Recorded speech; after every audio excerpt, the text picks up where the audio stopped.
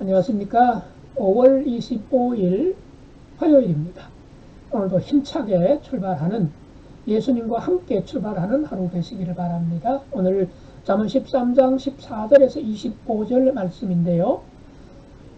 역시 계속해서 지혜 있는 자와 미련한 자, 충성스러운 사람과 불충한 사람, 의인과 악인을 다양한 관점에서 또 다양한 차원에서 대조하면서 지혜롭고 의로운 삶을 살아가라고 권면합니다. 자, 이제 말씀 보겠습니다. 잠언 13장 14절에서 25절 말씀입니다. 지혜 있는 자의 교훈은 생명의 샘이니 사망의 그물에서 벗어나게 하느니라. 선한 지혜는 은혜를 베푸나 사악한 자의 길은 험하니라. 무릇 슬기로운 자는 지식으로 행하거니와 미련한 자는 자기의 미련한 것을 나타내느니라. 악한 사자는 재앙에 빠져도 충성된 사신은 양약이 되느니라. 훈계를 저버리는 자에게는 궁핍과 수욕이 이르거니와 경계를 받는 자는 존영을 받느니라. 소원을 성취하면 마음에 달아도 미련한 자는 악에서 떠나기를 싫어하느니라. 지혜로운 자와 동행하면 지혜를 얻고 미련한 자와 사귀면 해를 받느니라. 재앙은 죄인을 따르고 선한 복은 의인에게 이르느니라. 선인은 그 산업을 자자손손에게 끼쳐도 죄인의 재물은 의인을 위하여 쌓이느니라. 가난한 자는 밭을 경작함으로 양식이 많아지거니와 불의로 말미암아 가산을 탕진하는 자가 있느니라. 매를 아끼는 자는 그의 자식을 미워함이라. 자식을 사랑하는 자는 근실이 징계하느니라. 의인은 포식하여도 악인의 배는 줄이느니라. 자, 우리 하나님은 세상을 어떻게 이끌어 가실까요? 하나님은 하나님의 원칙, 하나님 나라의 뿌리를 둔 철학, 하나님의 철학, 그러니까 좀 표현이 어색하게 또 생소하게 들려질 수도 있습니다만, 하나님이 이 세상을 창조하실 때에도 하나님의 마스터 플랜이 있으셨죠. 선하게 아름답게 창조하셨습니다. 조화롭게 창조하셨습니다. 정직한 세상으로, 또 공평한 세상으로, 공의로운 세상으로, 아름다운 세상으로, 정말 평화로운 세상, 행복한 세상으로 창조하셨고, 또 세상이 그렇게 유지되도록 운행해 오셨습니다. 문제는 죄에 빠진 인간이 그런 하나님의 창조 원리, 운행 원리를 무시하거나 또는 업신여기거나 가볍게 여기거나 아예 반발하는 그런 경향들이 인류 역사 속에 있어 왔었던 거지요. 그럼에도 불구하고, 즉 현실적으로 또는 부분적으로 지금 눈앞에 나타난 현상은 정직이나 공의나 평등이나 평화나 화평이나 공정, 이런 것들이 어그러지기도 하고, 또 그렇게 사는 것이 손해인 것처럼, 바보인 것처럼 보인다 할지라도 성경은 줄기차게 그것은 사라지는 안개와 같다, 아침 이슬과 같다, 풀과 같다. 인생만 그런 것이 아니라 하나님의 창조 질서를 무시하고 경시하고 살아가는 사람의 인생은 바로 그렇게 된다고 말씀을 하고요. 그런 점에서 잠시 어긋난 현실을 보면서 불평불만, 그냥 시류에 휩쓸려서 살아가는 삶, 그게 똑똑한 사람 같고 현실주의자 같고 성공하는 것처럼 보인다 할지라도 그러면 안 된다. 그건 잠시 잠깐일 뿐이다, 허상일 뿐이다 라는 것을 끊임없이 성경은 말씀하고 있습니다.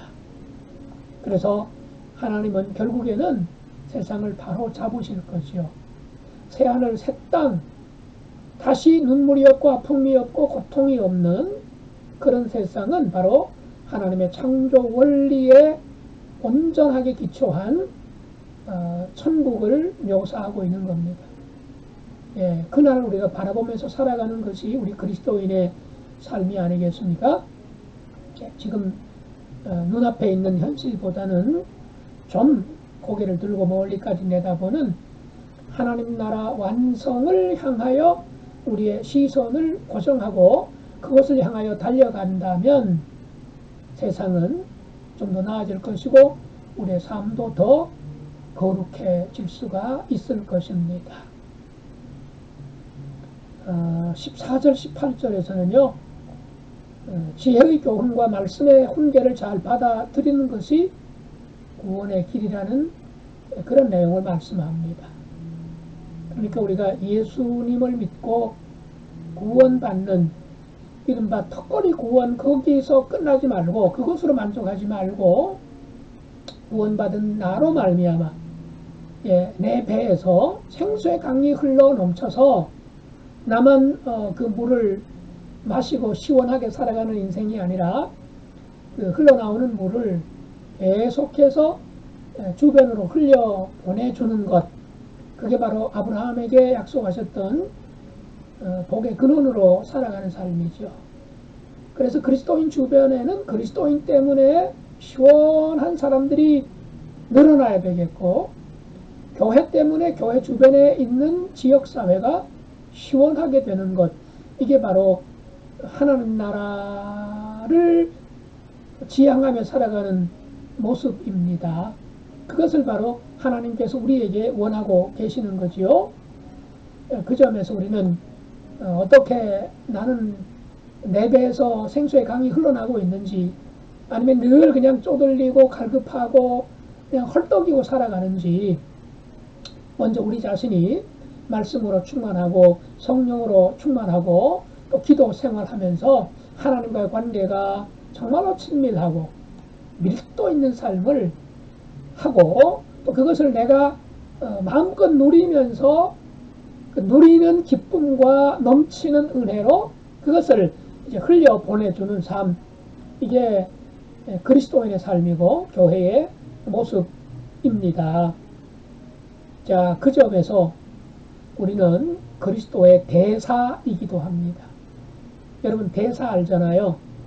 뭐 주미 대사, 주일 대사, 주중 대사 바로 우리는 하나님의 대사지요. 즉 하나님의 파송, 하나님의 임명을 받고 이 땅에 부산 지역에 부산 진구에 파송받은 하나님의 대사들입니다.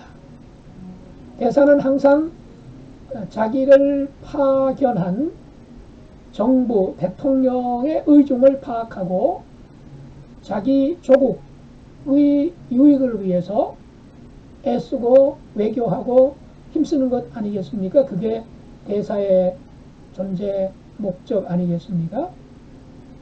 우리가 하나님의 대사라는 말은 그런 의미가 있는 거죠. 즉 언제나 우리를 파송하신 하나님의 의중을 놓치지 않고 하나님 나라의 유익을 위해서 외교하고 또 관계를 맺고 그런 거 아니겠어요? 하나님 나라의 유익을 위해서 교회의 유익을 위해서 우리가 외교를 펼치는 거죠. 외교의 대상은 누굽니까? 그렇죠. 교회 밖에 있는 분들, 예수님 밖에 있는 분들, 구원 밖에 있는 분들에게 우리가 좋은 이미지를 심어주고 보여주고 자랑하는 것. 그리고 그분들이 우리의 사는 모습을 보면서 저 안으로 들어가면 참 좋겠다.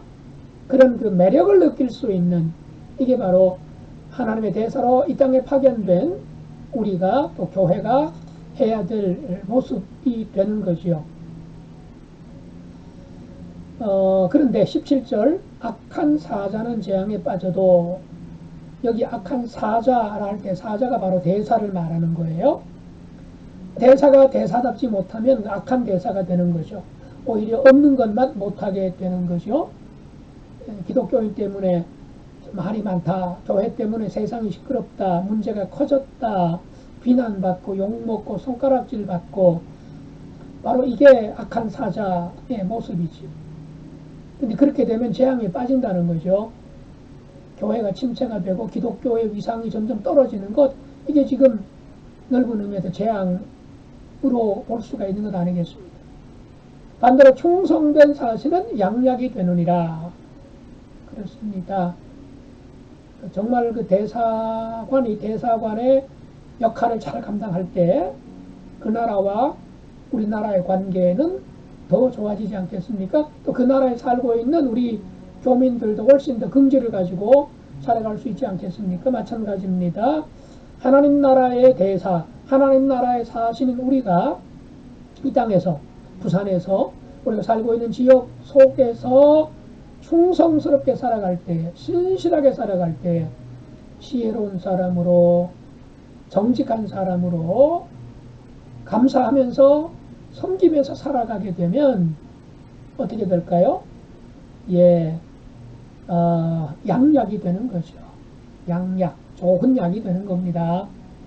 그래서 교회가 정말로 궁금해지고 교회가 매력 있는 그런 그 공동체가 되고 예배당 건물에 있는 십자가를 바라보는 난 크리스천들이 그 십자가를 무시하는 것이 아니라 예배당에 들어오고 싶고 누가 나를 교회로 데리고 가지 않나 또는 나는 교회를 나가지 않는다 할지라도 내 가족들에게 또는 낯선 사람에게라도 저 교회에 가보라 소개까지 할 수 있다면 얼마나 좋겠습니까?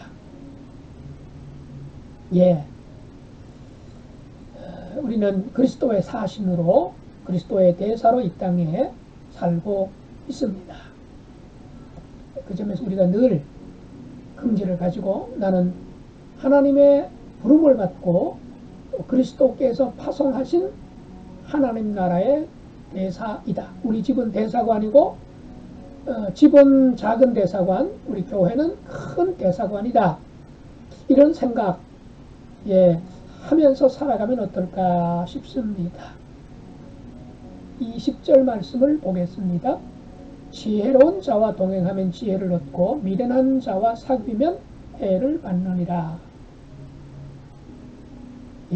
참 이것도 중요하지요. 내가 자주 만나는 사람은 어떤 사람일까? 나와 잘 통하는 사람,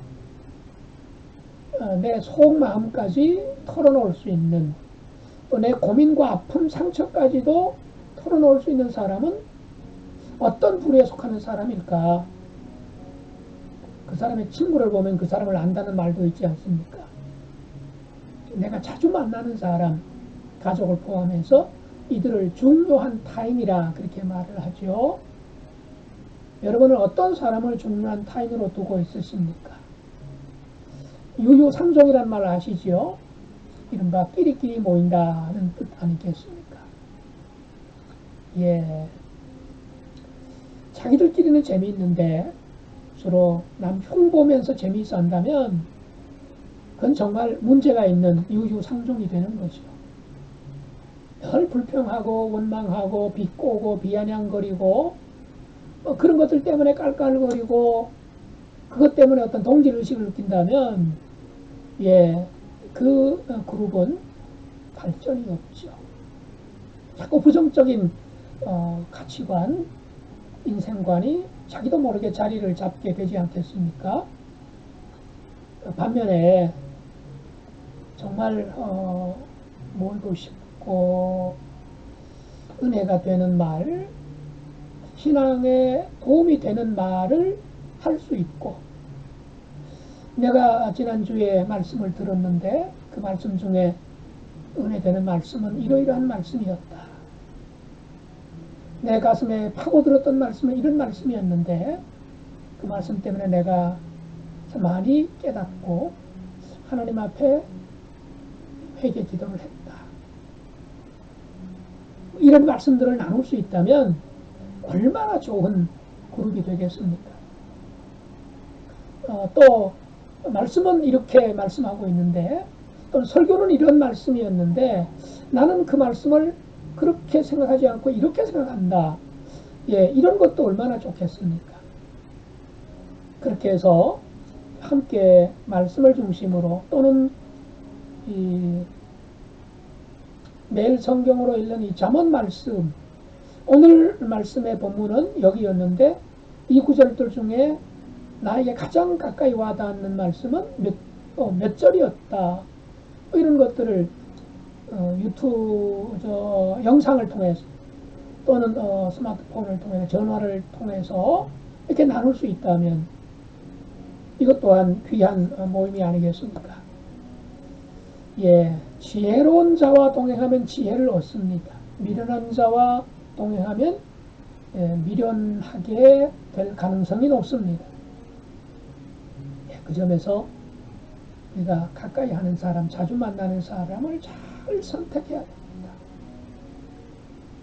기왕에 선택했다면 지혜로운 모임으로 갈 수 있도록 기도하고 또 내가 먼저 그런 방향으로 가려고 애를 쓰고 나와 함께 또 나랑 가까운 사람과 더불어서 그런 길을 가기 위해서 마음을 함께 나누고 그렇게 좀 선한 목표를 정해놓고 조금씩 나아간다면 얼마나 좋은 공동체가 되겠습니까?